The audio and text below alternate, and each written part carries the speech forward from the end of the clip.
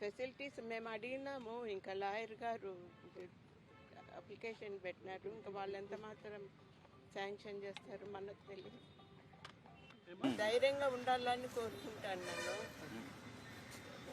వీళ్ళు కూడా కొంచెం బాగా చూసుకుంటే బాగుంటుంది. మరి నిందితుడు అంటున్నారు కానీ ఇంకా తప్పు చేసినాడు అని ఏమి దానిపైన ఏమి లేదు.